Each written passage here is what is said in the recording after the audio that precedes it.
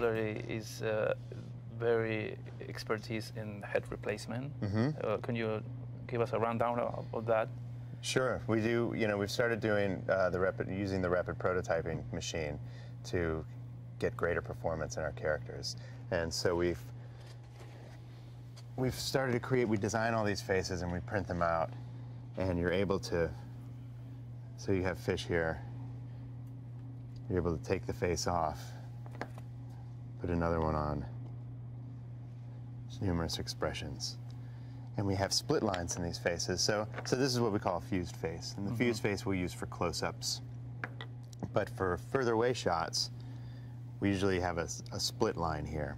And the reason we do that is so we could take, let's see, let's put this smiley face on. You can have that smiley face with, so this is similar to the one we just had. So you can have that expression, but if you put a different brow on, like a flat brow like this, you take this one off, you put that on, and all of a sudden that becomes a completely different emotion. So we've probably printed out a couple thousand faces, and the combination of mouth to brow comes out to a million expressions. It's crazy how many you can do. And how many times do you change the expressions? Is one for a second, or it depends. It depends on the line of dialogue. You know, so if you're talking, it's going to be you're going to have to switch a mouth for every syllable. So it's possible that, you know, if you have a 10-second shot and they're talking the whole time, every other frame, so you're going to be switching a face. So you have a face for each phoneme? Yeah. Yeah, wow. Yeah. And so every phoneme for every character. The Boxtrolls have been a challenge because they're this made-up creature. So you know, some are humanistic type phonemes, some are interesting shapes that we made. So they, you know, it works with their language, if you will. But yeah, it's constantly switching faces, taking a picture, you know, doing it again, taking another picture. So this is the first movie that has used that many faces, right? No, we did it. This is our third feature using this technology. No, but that many faces. Oh, that many? Yeah. Yeah, each one grows and has more and more than the previous. Yeah. Yeah, it's because we're trying to push the facial performance and we're trying to move the mass of the face around and give it more plasticity than we've had before. And in doing so, you just wind up making a lot more faces. So you're moving the puppet now. Yeah, so if we have the puppet here on set, but we want to put him over here, the way we tie him down is we'll drill some holes. So we find a spot on the set we want to put him. We'll untie our character from underneath.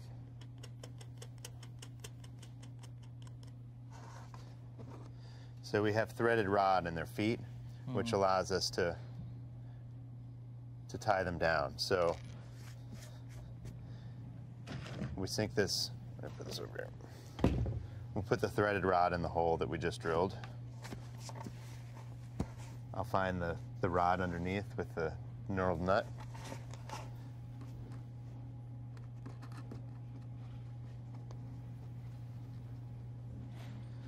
And we'll tie him tight. And this way, when you're walking him or moving him, he can stand on one foot. And this is what you'll do if you're walking.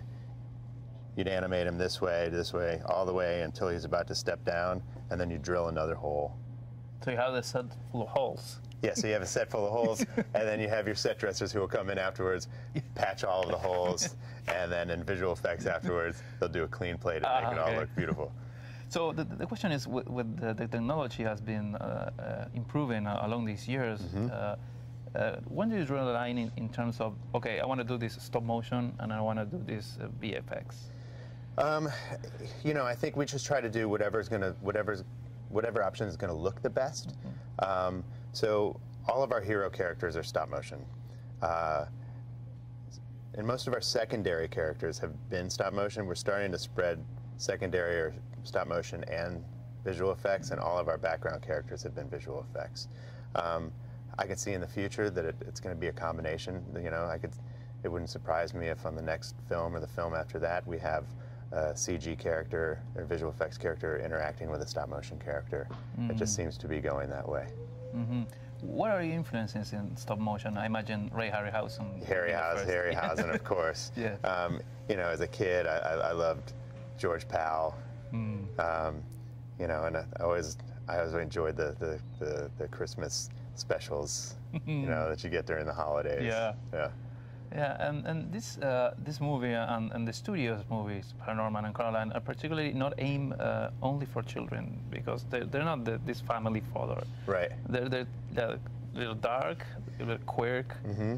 So it's interesting, you know. It's animated films have sort of have the stigma now that they need to be for kids. Yeah. And like if you look back at Bambi or Snow White, those were a little darker. Those weren't these bright, shiny, you know, stories that they are today. They had a nice message in the end, but there were certainly some scary elements to it. And I think most classic kids stories do. And I think we've gotten away from that, you know. Society's kind of gotten away from that, and now there's the stigma that animation has to be for kids. And what I like about what we're doing is we're making films for people of all ages. So while I don't think that they're too scary for kids, but I think they're entertaining for adults and kids as well. And why do you think stop motion is so appealing?